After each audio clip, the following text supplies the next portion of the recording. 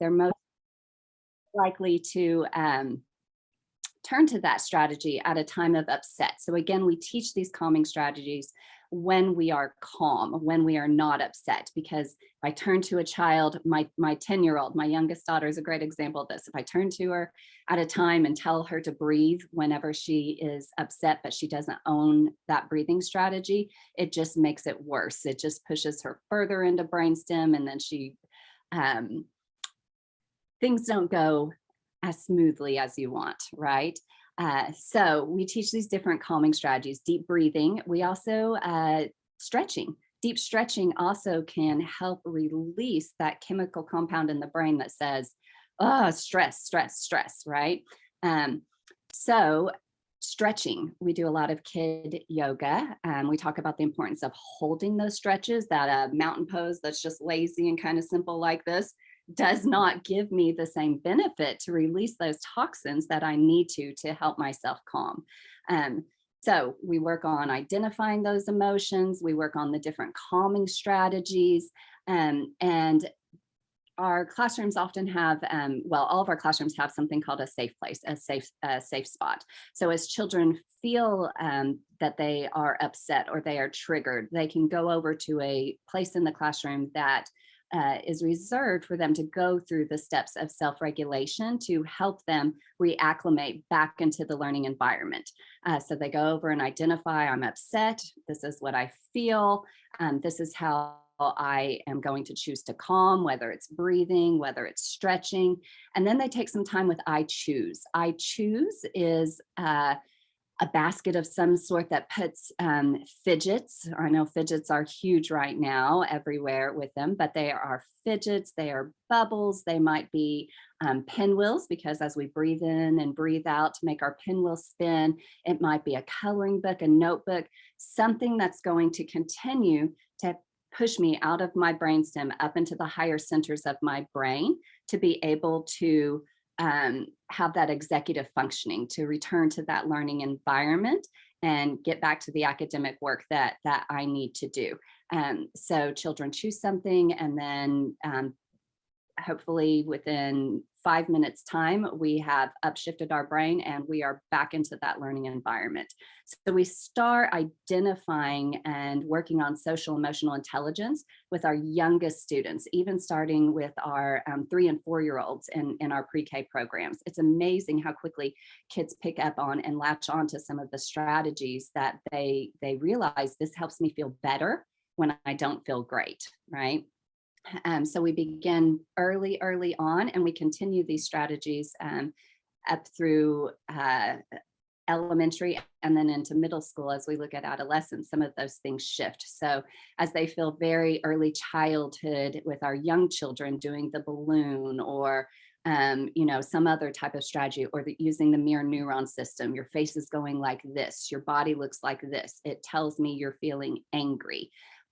Those things begin to adjust because kids no longer need them. And then you can imagine, with a 4th grader, oh, your face is going like this. That feels very mocking, right? It feels very mimicky. So we don't want to upset them further. We have to kind of read the maturity with the child and what it is that they possess in their social emotional intelligence skills, and carry forward from there. So just like we look at prepping and preparing for academics in a school setting, like how teachers may plan for, ELA, for math. We set up our centers. We establish the environment for academics. We also plan for mental health. We plan for that social emotional intelligence in the classroom, just as if it were another academic subject. If we don't pay attention and intentionally plan for these things, then we're not prepared when they happen. So it is a preventative measure in that we plan for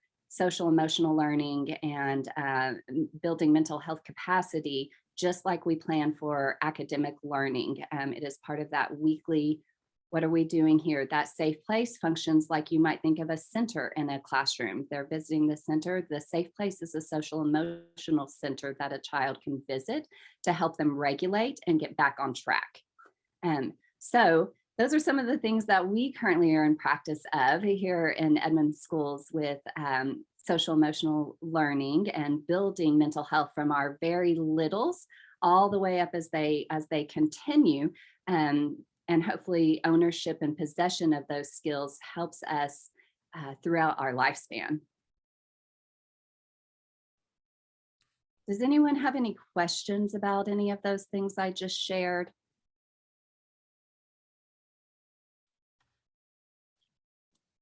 All right, Julia, I'm going to let you talk a little bit beyond that to adolescence.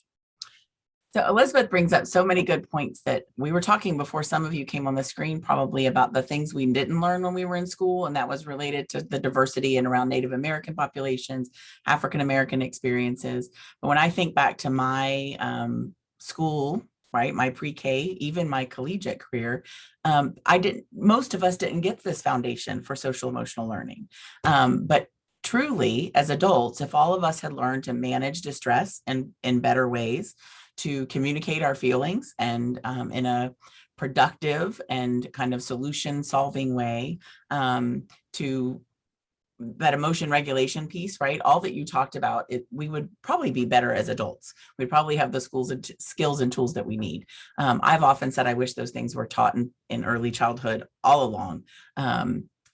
The other part that I just wanted to emphasize that goes through the lifespan, you talked about it, Elizabeth, but Bruce Perry talks about regulate, relate, reason.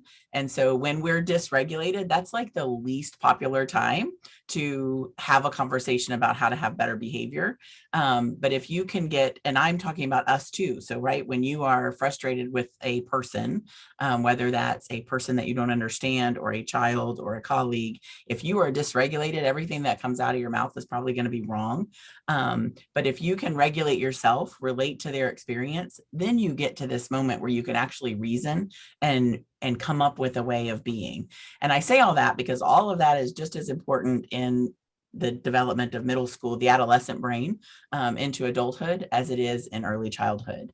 So I thought I'd talk a little bit about the adolescent brain, mostly because this is the time frame where mental health challenges show up for the first time.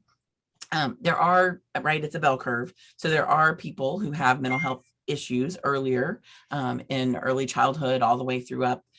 So like attention deficit, things that we would see as disorders of childhood. But in adolescence, the brain is doing so much that sometimes it's both flexible to stress and yet vulnerable to stress. And so as it gets more stress, then we sometimes will see other mental health conditions that show up. And to understand the adolescent brain, I think helps you when you're dealing with adolescence. The adolescent brain is 16 to 24.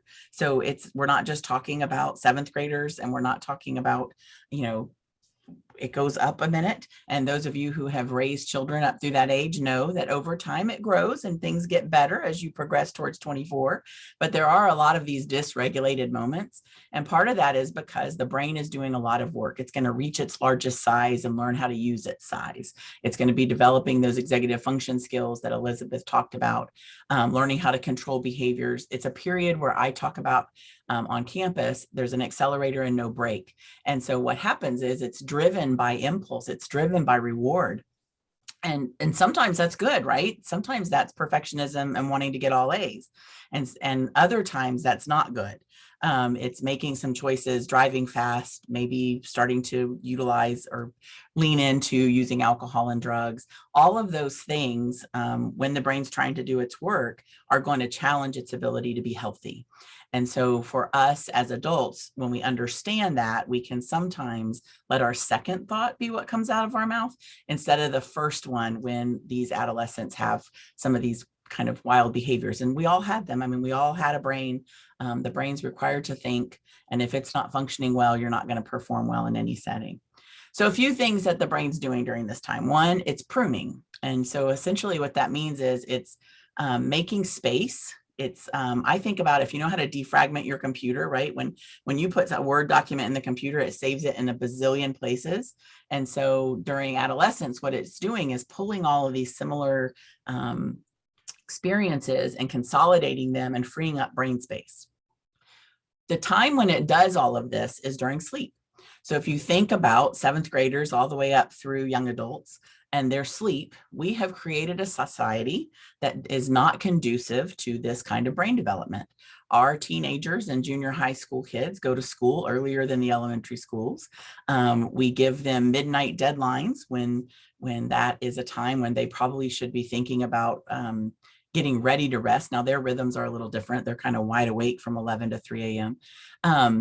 But because of that circadian rhythm and staying up late sometimes and being active, and then we make them get up early and go to school, I think if you're teaching first or second hour in middle school or high school, you need to do a lot of deep breathing because they're not quite ready to learn yet in the mornings. Their brains are still doing what they're supposed to be doing while they sleep.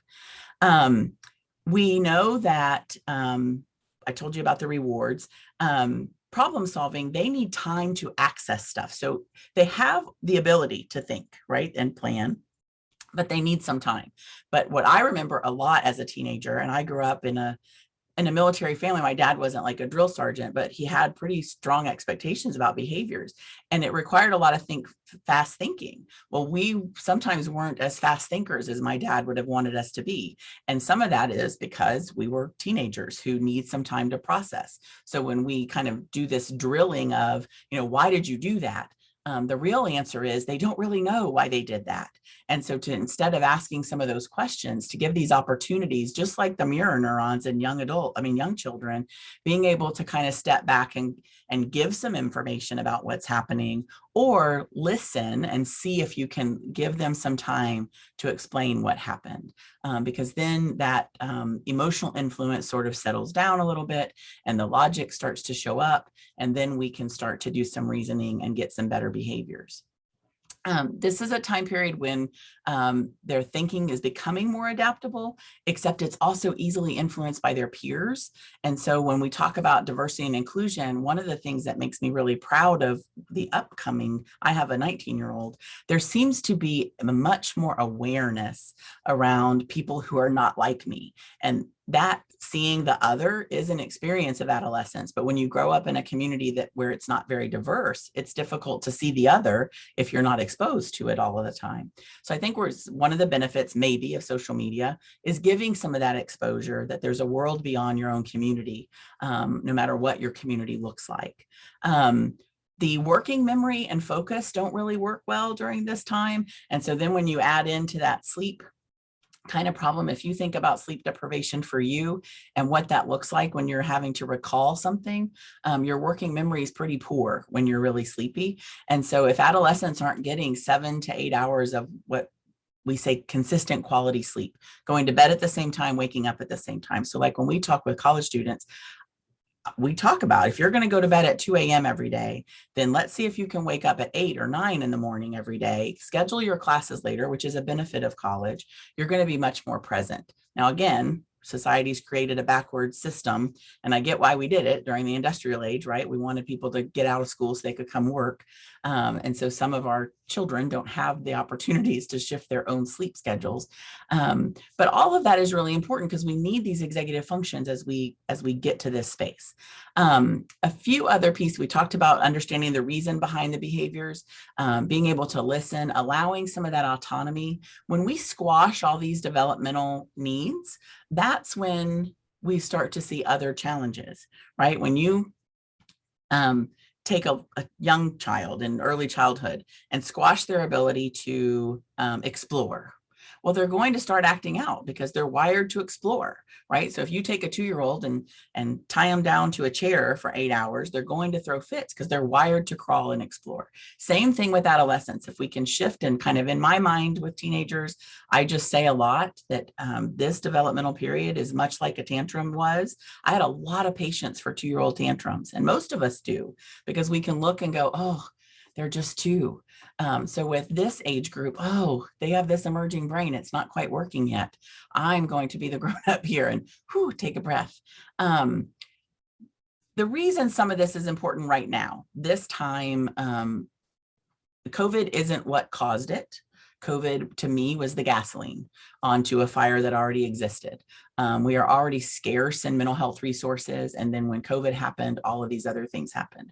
So for this age group particularly, and the early childhood too, who didn't get a chance to socialize and do parallel play in the last 18 months, kids who weren't able to go to school. Our adolescents didn't really learn some autonomy with some structure because for a little while they were forced to stay at home or in really small groups. All of those things that you learn during that high school period, dating, pushing the limits a little bit, getting, staying out past your curfew and having to be held accountable. Those are all that wired for seeking reward stuff still needs consequences. And if I haven't figured out that I'm going to have those, I'm going to keep being reward seeking. And so some of what we see in these behaviors are that every developmental period has a need for some structure around it. And there was a lot of great parenting going on. We were together with our children for long periods of time, but they didn't get these same social things that happened. The other thing that I think is really important to recognize is the impacts of socioeconomic status and the impacts of trauma on development. And that's at all the ages. When you have a classroom, and I was looking, I know some people in the room, so every one of you here is working with either a grown-up maybe who has people in their life, or you're going to encounter them at a store as police or at the chamber, or I see Matthew on here, funeral services. So you're going to have the opportunity to influence somebody's development, right? We know about trauma, that those single interactions that are positive and affirming can significantly impact how the brain rewires itself, right? That neuroplasticity.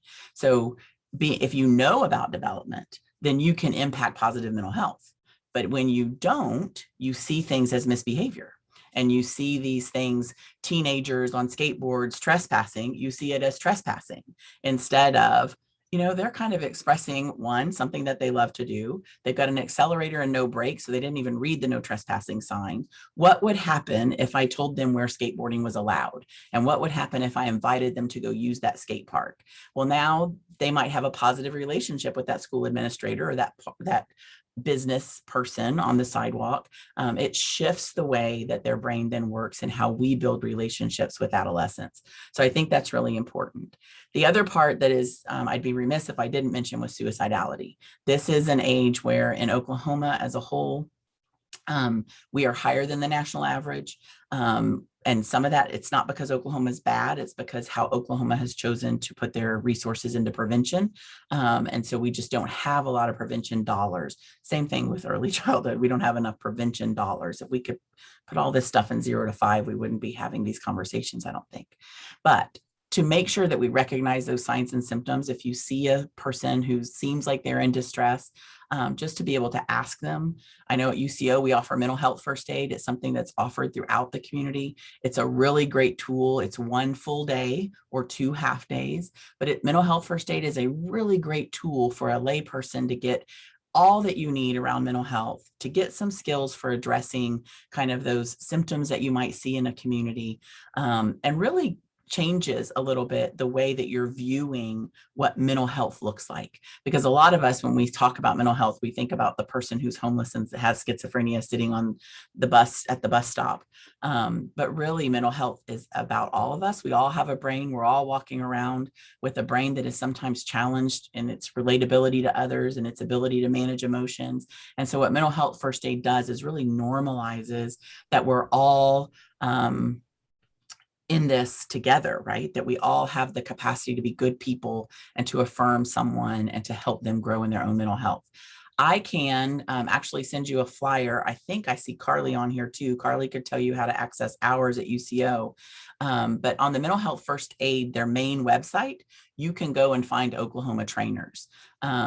I know that for UCO, we would generally offer something like that you have to have the book. So for the cost of the book, unless we can get those for people for free, a lot of places might charge you otherwise. But that's a really great way to really get a good sense of what mental health is. And the more we destigmatize mental health, the more people are early help seekers, the more we do person first stuff, right? So a person with schizophrenia, we start to acknowledge that it is people who are having struggles. It is not you are not defined by a mental health condition. So all of those things I think are really important.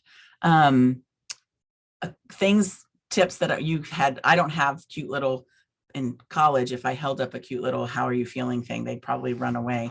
I do have a worry eater, and students seem to like that, where we zip the worries up in their mouth. But I know asking more questions than you give advice, and I think that's generally good for most ages.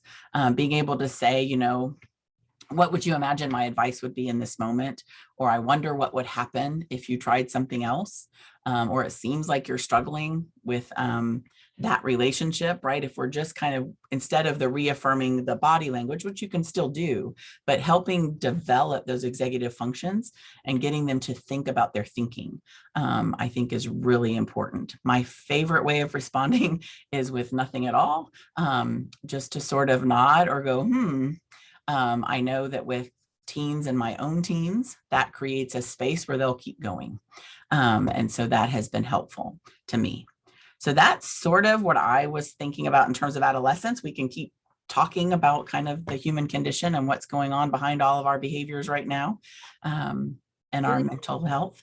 You triggered me on a couple things that you had mentioned there, and all of this kind of encompasses the relationship part, right? Being connected within your community, connected within your school setting, connected within your classroom, connected within your family. If there's one phrase I say more than any other phrase with everyone, is that connectedness governs behavior, and it's ageless. It doesn't matter if I'm 2 or 82. Connectedness governs behavior. How well connected I am is going to dictate if I'm willing to perform, if I'm willing to comply, if I'm willing, to do what I'm supposed to do. So when we think about the mental health piece, the relationship piece, and the connectivity is gigantic within that. So working really hard on building those relationships with others and building that connection. We both mentioned the executive functioning, and when we have that relationship established and that connection built, as adults, we can lend our executive functioning to another person who is not quite at their right brain state to make those decisions. As Julia mentioned, when we're pushed into brainstem, things fly out of our mouth that we probably shouldn't say. But when we have that connection, when I recognize that you're not able to have that executive thinking, that executive functioning, then I can assist you by lending my prefrontal lobe to you to model or to be able to give you the words, because as you said, sometimes those words don't come. We may possess them, and that's something we see with children all the time. I know you have the language. I know you have the words. I've heard you use them before, but I am at a state right now in my brain, I can't access those words. So yes, I may have been able to say that at another time, but at this moment, they're not coming to me, and we can't fault the other person for that. That is where we can help them by lending them that executive functioning skills and modeling for them what it is that should be happening in that moment, what's assumed should be happening. So just yeah, Elizabeth, you bring that little point, I think, to be able, when you ask kids, why did you do that, right? That why word, think about it when people ask you. We are no different than we were when we were 5. And when people ask you why, all the defenses go up, right? And you don't know. I don't know why I was speeding. I don't know why I took the last of the toothpaste and didn't tell you there was none left. I don't know why. And for these younger ages, they really don't know why, because of that. Even in younger ages, that impulse and reward system functions first. And so I don't know, I needed to brush my teeth, so I took the toothpaste. I mean, it doesn't, that why question sometimes shoots up a lot of alarms for them, instead of lending them some of your own executive functioning skills. And I think we can teach empathy. Empathy is something that is certainly always needed, but I feel like especially now we need that empathy development. And so by doing that, just what you mentioned, one way that we build empathy while we're working on that social emotional intelligence is acknowledging what the person wanted. So as you say, oh, here it is, the child's throwing a fit because they don't want to, get off the video game and go brush their teeth. So acknowledging what they wanted helps teach them empathy. You were hoping you could play your video game for 5 more minutes. It's time to get off and brush your teeth. Maybe tomorrow you can have some extra time. You really wanted to stay at the park longer. You were really hoping you could get that toy at Target, but today is not the day that we're going to do that. So by acknowledging what they wanted, by acknowledging the emotions, helps build that social emotional intelligence and empathy to say, hey, your feelings are valid, but that's not what's going on right now, right? And I think as we encounter, when you're thinking about your role and where do you encounter young people or teenagers or families, sometimes for me, a way of stopping that filter is to ask myself, what are one or two things that might be going on for them that I'm not aware of, right? And even if it's just made up, that helps me increase my empathy, right? Like I tell my own children, my worst parenting moments were when my children were hungry or sleepy and I didn't notice it. So if I would have stepped back and said, gosh, I wonder what's going on, that I've tried everything. Oh, they haven't eaten, or, oh, they haven't had their nap. That sometimes that just lowers the intensity and allows people to talk about what they're experiencing.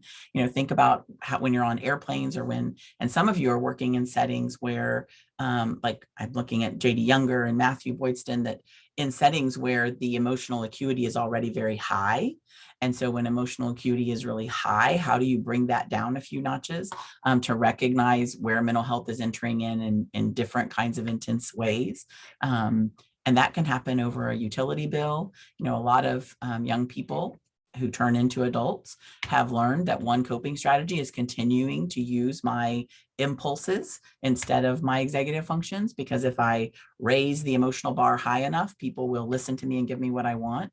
That's a maladaptive coping skill. It works, but it doesn't work well for healthy functioning in the world.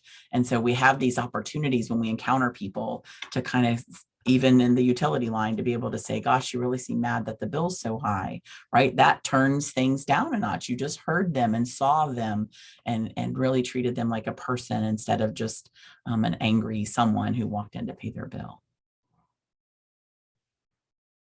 That lens of positivity can go a long way. And it's really, I find having that self-acknowledgement of when I need to pivot. When is a moment when I recognize that I am not in the right brain state in order to make this decision, or in order to engage with one of my children or my husband or whatnot. Knowing recognizing those things in ourselves, knowing when we need to walk away because we're escalating a situation, are really important. Another phrase that we use all the time is that, I have to be in control of myself if I'm going to be in charge of children. That I first of all have to ensure I am in that right brain state with that lens of positivity, ready to help if I'm going to be my best and help them be their best. And I would say if I'm going to be in the business of people, right? And really we're all in the business of people, but if I'm going to be in the business of trying to support another human on the planet, I need to be really well regulated. It doesn't mean that you don't get a day off, right? It doesn't mean that you don't get a moment. It just means that you notice and go, it shouldn't be me that has that conversation right now with that coworker or that student or that adolescent. I probably should let somebody else step in and have that conversation until I'm more regulated. I mean, we're human. We're as human as the people that we serve. And sometimes that's a really hard pill to swallow. The noticing thing, I want to pick up on that because that is huge. Using noticing language and noticing behavior really takes off the personalized piece. It takes off the, the identity of, oh, that's me making that judgment call. Judgment, that is really what it is. By using noticing language instead of judging, you're doing this, you are da da da da. I see that you've made quite a mess here. I notice that my friends in the back have taken care of this, instead of making that judgment call, or, just calling out, you did this, blah, blah, blah. But noticing, Julie's mentioned noticing quite a few times. And that's something that we focus on a lot as well, is using that noticing language. So we're not judgmental and not pointing fingers, that we just I spy, I see, I've noticed. And that's also takes off that personalization where we're not, I love the way you're sitting on the carpet. I like the way you're lined up. I love the way, because then that's a judgment call. I'm placing, my value. I love the way you lined up here for this is based upon that. Instead, using the noticing language, then it's not tied to that personalization or that judgment. I see that so-and-so is lined up. I see that, Julia is in line. Noticing language is a big piece, I feel like, of developing that social emotional intelligence. Yeah, just like you talked about earlier, that shifts, right? We don't have to use that same elementary language as adults. Where it shifts is where we are supposed to now be noticing it in ourselves, so that when we interact with others, so we're teaching that in young people, so that later in relationships, they can say things like, I am noticing that you seem upset with me, right? That then it's this conversation instead of, why are you mad at me? Why are you doing that, right? That we have this interpersonal ability to have more effective interpersonal relationships.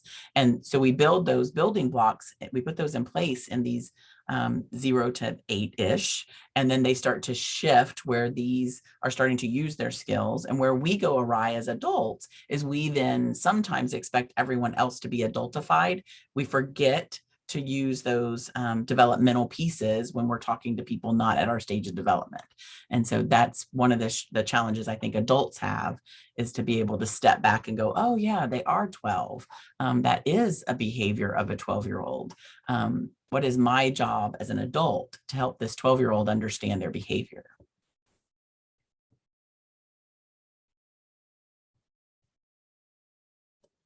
That is some great conversation there. So I want to interject a question. We talk about how we have this conversation, how we have to understand empathy as an adult, and how to transfer that up and down the growth chain there. But how does all that tie into, well, like we have over almost 30 people on the net today, and we're all from different parts of the country. I'm from Ohio. I look at things different from people in look in Oklahoma. Those different lenses. How do we incorporate those different lenses into this conversation? For me, I think it's first asking myself, I wonder what's happening for them. I mean, yesterday I was traveling and I was reminded by my husband about this very thing that we try to practice, but we had been traveling all day. And when you land and the seatbelts come off and everybody jumps up so you can stand there. Well, this race of there were two large families sitting behind us that of a different culture than me, but got up and we weren't going anywhere in race. And I said to my husband, I wonder what makes people think they are going to get off faster by doing that. And my husband said, sometimes different cultures have different situational awareness, Julia. And I was like, oh yeah, I remember that now. And so sometimes I think it's us stepping back and asking ourselves, I wonder what's happening here.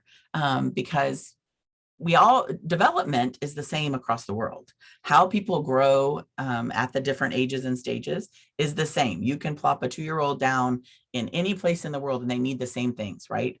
A brain is a brain is a brain. But how some cultures do that is different. And it doesn't always mean bad. It just means that we need to step back and say, what does this individual need? Some people on here know I grew up in a family from very impoverished Appalachia, right? My superstitions were high growing up. And if you look at that developmentally, when kids aren't allowed to do mirror play, that's a developmental task we look for in young people. But if you have a family who doing mirror play is bad luck, and they've never done it, you might assess improperly. So being able to understand who a person is, what environment they live in, what might be going on for them because of that environment or in spite of it, and then how do we support them through that and what they need. And just because you think they need it doesn't necessarily mean that's right. I agree. I would say, I also think, willingness. You have to have a willingness to be able to step out of your comfort zone and to be able to listen, to be able to hear, to learn, and not make assumptions. We're great as human beings to make assumptions all the time, but a lot of times it's a suicide because we assume something, but it's not the case at all. It's based from our lens, from our personal experiences, from what we have encountered, not knowing what the another person is. So we can't make those assumptions, and we have to be willing to learn and grow and walk alongside others. And I think sometimes where this gets lost in the world is we do sometimes look through a very white lens, right? I mean, it is what happens.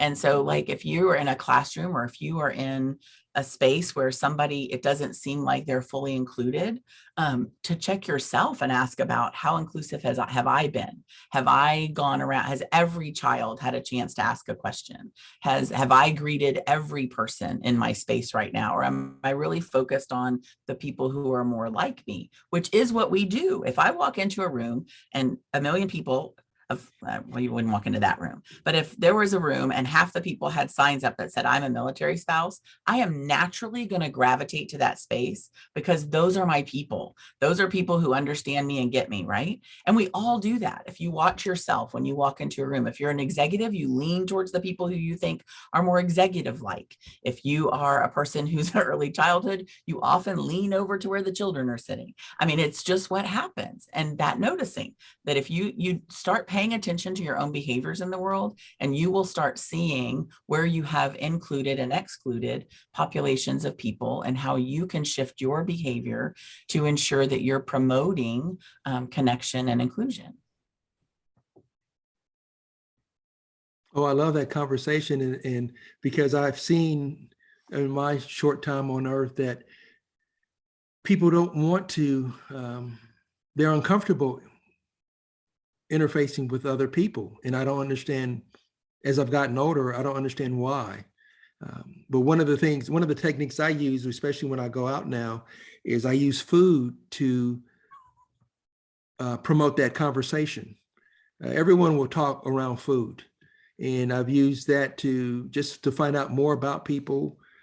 And also we haven't used this terminology here, but it's a lot of active listening, to listen to that other, to observe them, to help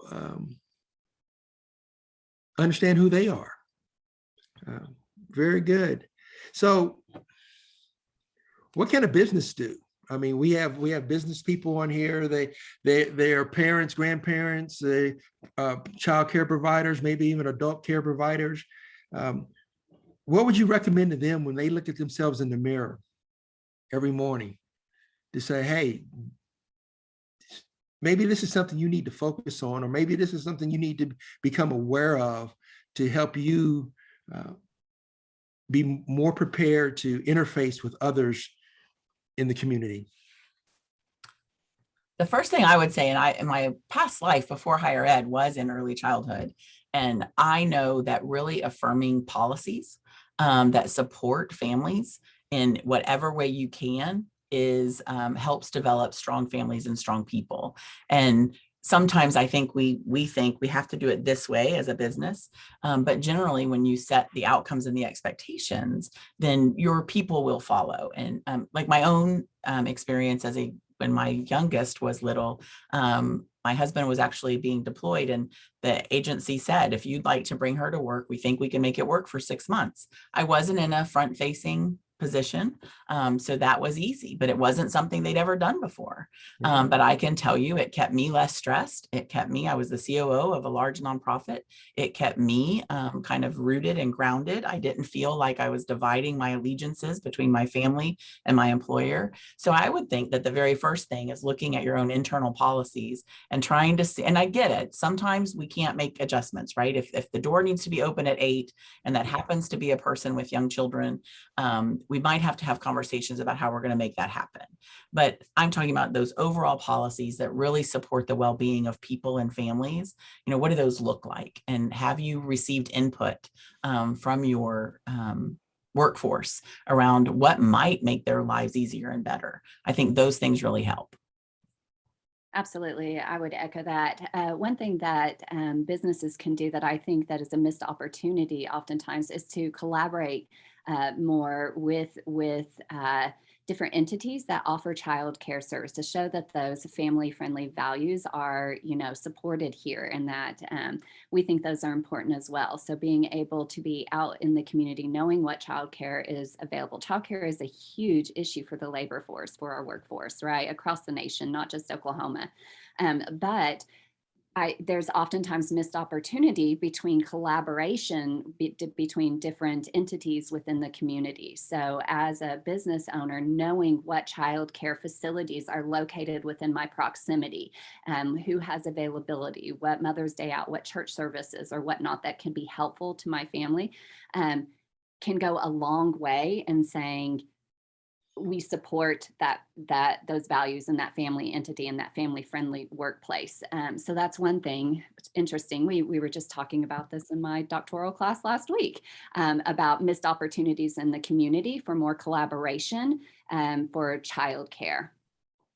And I would also say to take a look at how you're including the younger than 18 population in some of your work. Like, is there room for mentoring, internships, role modeling? An engaged young person is less likely to have problems when they hit that accelerator, right? If they are surrounded by supportive people, they're not going to have as much opportunity to engage in some of those. They'll put their efforts into something a little bit more productive. But when there's not those opportunities for engagement in their community, they will find ways to spend their idle time, just like we would, right? I mean, for us, it might look like binge watching or TikTok. I don't know. But adolescents and young people will do the same thing, but often in ways that are not very helpful to their growth and development. So finding ways, and sometimes even for free ways, like, are there 2-hour-a-week mentorships? Is there somebody you could take to lunch once a month and ask how are they doing and where are they seeing themselves going, right? Getting them a chance to practice some of those executive functioning skills, but also even asking your employers, how are you doing? Do you need resources that would de-stress you and your family? Because when you get really stressed, you just fail in all those spaces. But I really think we forget to include, from my perspective, adolescents and young adults in some of the work, because we just don't see them as ready for this level of work as we adults are all doing. But often they're closer to the knowledge and have a lot of ideas that can contribute in really meaningful ways.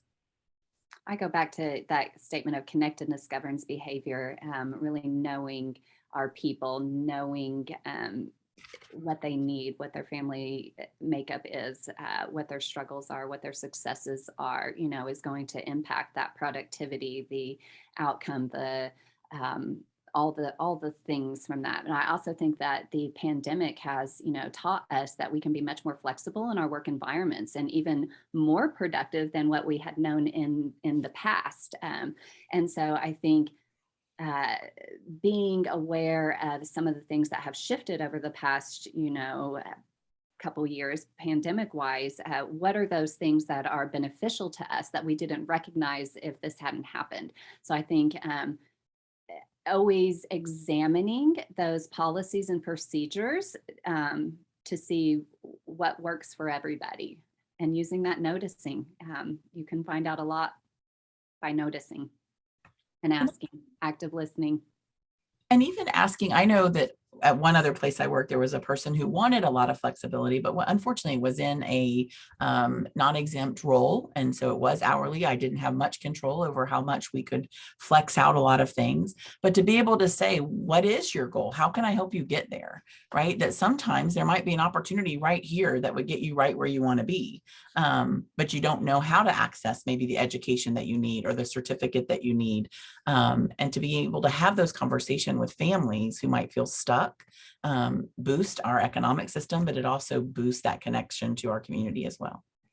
Mm-hmm. Small steps. I find a lot of times in whether it's working in education settings or outside of education, that, when we start talking about things, we want to conquer the world. We have all these big ideas and, it's great. But if our goals are too many as we get started, then our our success rates may not be as high. So really taking that hard look at yourself or business, whatever it may be, and what you want to focus on, and setting one goal. And how am I going to work my way and step my way into and towards that goal?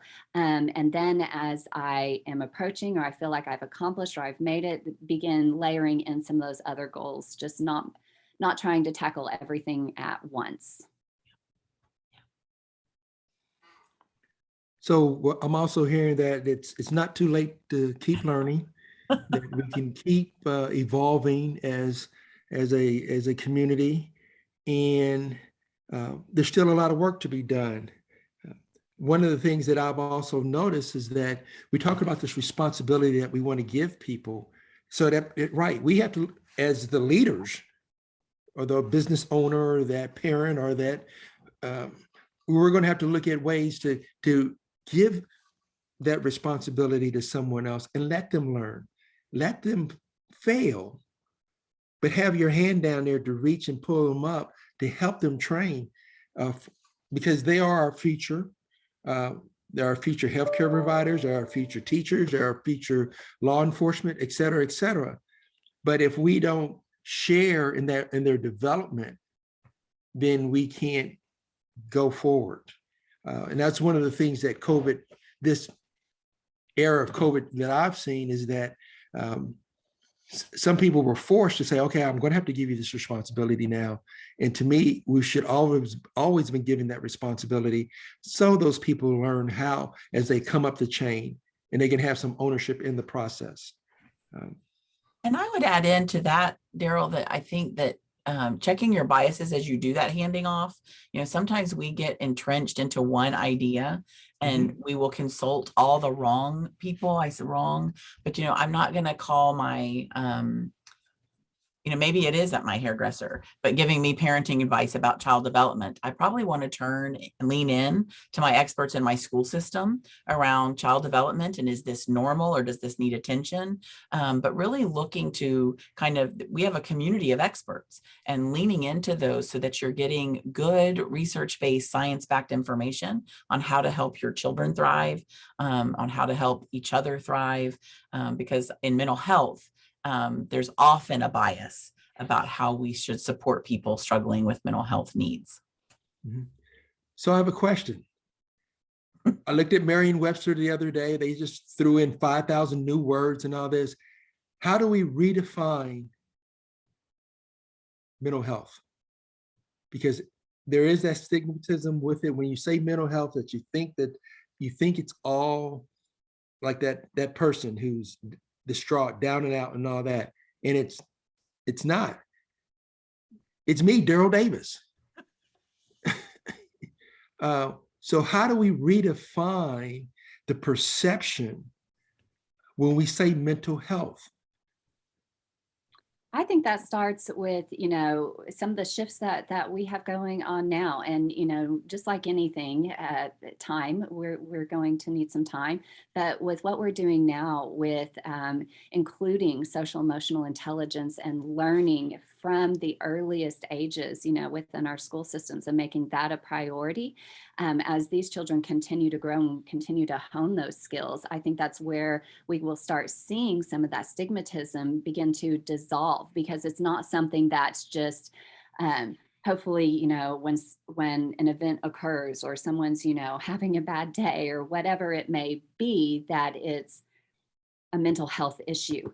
That no, mental health issues are all day, every day. That's human, that's a person. And so as we are acknowledging these things now, bringing them up as importance from our youngest children, carrying them through, planning for them, just like we plan for academics, hopefully we start to see that become less the stigma kind of to dissolve around that, as we become more intelligent and understanding about what it is, how we manage it, how we cope, how we help others. So I think part of that, we're on the right path with acknowledging and teaching coping skills, around all of these things from an early age. That was something, like Julia mentioned, none of us had that as young children in elementary school. Now it's a standard that takes place from our youngest classrooms all the way up. So I think we're on our path for a better kind of vision around mental health. So I'm encouraged by what we're doing early on with our young students, but also for having conversations and bringing it to the table. Just this for an example, taking the time to talk about it, making it a priority, I think is going to help dissolve some of that stigma. And I think National Institutes of Mental Health has started calling it brain health. Just like we have heart health or foot health or finger health, but calling it brain health helps. We know that the top 10 health conditions are strongly influenced by your mental health. So if you look at diabetes, heart, all of those have co-occurring kinds of things that go along with mental health conditions. And you'll, as health people start to recognize that, we're embedding behavioral health inside primary care doctors now because we know of those two things that are happening. But to remember that, getting we say here, getting a checkup from the neck up, your brain is equally as important as all the other preventive checkups that you do. And so and I think we are turning people into help seekers. I think that is one of the things that we are destigmatizing it. We can see that here at UCO. Our students are really good help seekers. The challenge to that is that we have an overburdened mental health treatment system. The more you destigmatize mental health and the more people are checking up on their brains, the fewer resources are available to them. And so there are a long waiting list. All of those things. But a lot of mental health support is free. That relationship, that connection, when we do that in our workplaces, when we do that with our children, when we do that with our colleagues, I say all the time, being a therapist isn't rocket science. It's just a protected space for doing some more intense brain work. But out in the community every single day, when I connect with someone in the grocery store and say hello, it fires up stuff in your brain. When I say to a child when I smile, simply smiling at a child sitting in a grocery cart fires up stuff in their brain. So that it's those tiny little interactions that promote brain health for everyone. Everybody doesn't need a therapist. Some people do, but I think we have destigmatized that because we're seeing the people come. That's interesting what you say about saying hellos, smiling and all that. That is something that we commonly do in Oklahoma. But if you go to the East Coast and you say hi to people, they're wondering, are you trying to rob me or something? It's that anyway. I've asked a lot of questions. Is there anybody else out there on the net who wants to ask a question to go somewhere where we haven't been yet? Not hearing any. How about a homework assignment for everybody? You want us to give homework? Yes, Elizabeth, Julia. Give a homework assignment for people, and their teacher is going to be themselves. They got to look at themselves in the mirror at the end of the day or end of the week after they complete the homework assignment. But give them a call to action for something to go do after this session today. I think two things. One, I would encourage you to get online and find a resource to help you improve your capacity to serve others' mental health. Whether that's mental health first aid or looking at things around suicide prevention for your community, but finding one thing that maybe you could do in the next few months to bring into your workspace. And the other thing I would encourage you to do is to take a screening. They're free, they're everywhere. The Mental Health Association of Oklahoma has free screenings. Maybe to take one and tweet that and tell everybody else to take one, because it's kind of like where I said COVID is the gasoline. When you know that it's rising, that's the time to start paying attention to what you need to do to get treatment or to get help. It's not the moment where the gasoline's being poured on the fire. That makes it a little bit harder to come back from. And so if we are consistently kind of doing some check-ins with ourselves to see how am I functioning in the world, you can make those tiny adjustments so that your mental health is intact and that you're doing well. I would agree. I was going to say the same thing. It starts with us. It starts, we are the ones who are in control of our emotions. No one makes us feel a certain way. We choose to feel that way. Someone may do us wrong, someone then may, but ultimately I decide to feel angry. I decide to feel sad. So I think taking a look in the mirror, as you mentioned, and really starting with yourself and starting to recognize what strategies do I use when I notice that I'm in an upset state to help myself calm. Like really take a hard look at yourself, I think is the first step in what strategies do I possess or do I lack strategies? And that's a good starting place. What is my lens as I'm looking through in diversity? Am I judgmental or am I looking through with that lens of positivity? So taking a moment to reflect upon yourself or over the week, making those notes of, oh, when I was triggered, I did this. What are you doing when you're triggered, when you're upset? So I think getting to know yourself around your own mental health and wellness is probably the first step. Very good, very good. I call it being comfortable in your own skin. Ladies, I really appreciate the conversation, and I hope everyone else who was on today and who's going to watch this program in the future gets the same that I got out of it. I've taken a lot of notes here to help me go forward in my career and my life.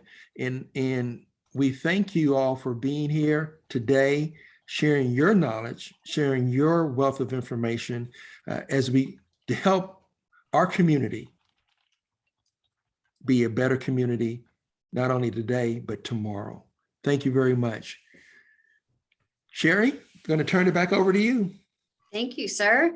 I just wanted to remind you all of some upcoming events. We have our EYP Leadership Latte this Friday morning. Next Tuesday, we have our Grow Who You Know luncheon. On December 14th, we have Off the Clock at the brand new Pampered Pets Veterinary Clinic facility over off of Kelly and Covell. They haven't yet moved into it, but it is a brand new, beautiful facility. So we encourage you to come out to that. We also have Wednesday Wake Up on December 15th at Tinker Federal Credit Union. And we have a membership lunch on December 16th with the CEO and co-founder of Simple Modern, which is a company based out of Oklahoma City that make all kinds of wonderful products like this cup that I have right here with my name on it. And their mission is philanthropy as a company. And so we are really excited to hear from the founder of that company, Mike Beckham. So for all of our events and times and places and all of that, just go to our website, edmondchamber.com. And we hope that you guys have a joyful holiday season. And we look forward to seeing you in January for our next D&I event, which is on January 11th. And our speaker is Courtney McLean. So we will be getting out some more information on Courtney. So you guys have a great holiday season. Thank you for being here. Thank you.